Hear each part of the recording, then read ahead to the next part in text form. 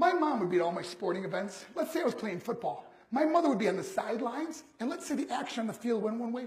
My mother would run along with it. She's like, Mark, get on, get on. I'd be like, oh my gosh.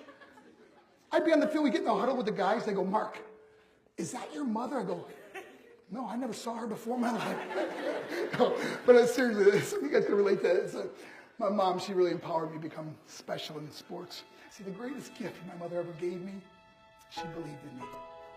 I've overdosed on drugs on 3 occasions where I should have been dead, but I believe I was kept here for a reason.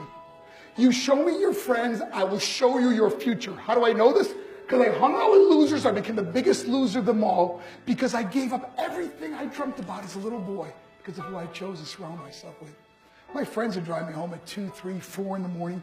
We'd be drunk and high in the car. We'd pull up in front of my house. My buddies would go, Mark, Mark, Mark, the light's on. I go, oh man, my mother's up. See, my mom wouldn't go to bed until she knew her son was still alive.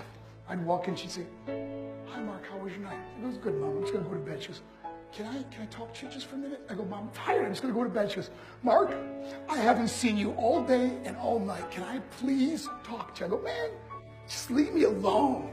You bug me. I'd slam my bedroom door on the one person who believed in me. I was on a worldwide tour and I was wrestling overseas in Japan. After my wrestling match, I went upstairs to my hotel and I fell asleep. There was a knock at my door at 3 o'clock in the morning. I got out of bed, I looked through the safety window of the hotel door, and I could see it was a Japanese promoter. So I opened the door and he said, Mark, you need to call home. There's been an emergency. So I got on the hotel room phone, I called back to the United States and said, hey, what's going on? He said, Mark, I don't know how to tell you this. I go, just tell me what happened.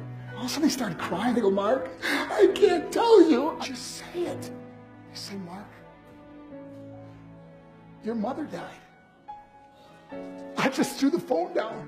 I ran out of my hotel room. I took the elevator to the lobby. When the doors opened up, I just ran out into the street. And I remember looking up and just saying, Mom, I am so sorry. I flew home for her funeral, and I was so nervous to walk up to her casket. So I just stood way in the back. And I remember just kept thinking to myself, I'm like, Mom, please wake up. Please get up.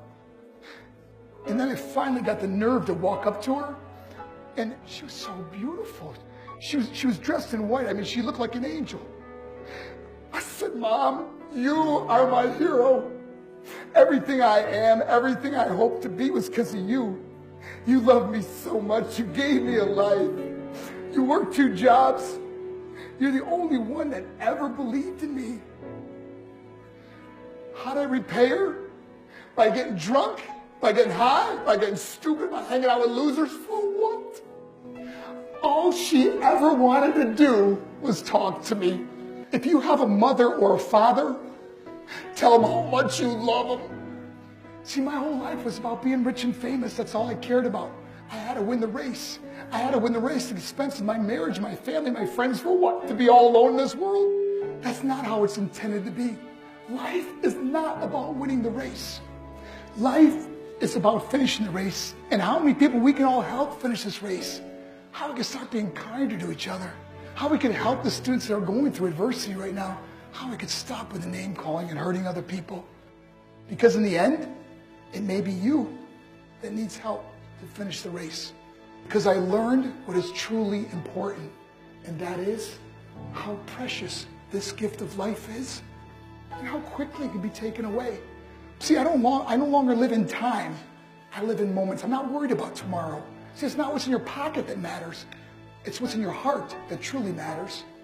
Love is just a word until somebody comes along and gives it meaning. You are the meaning.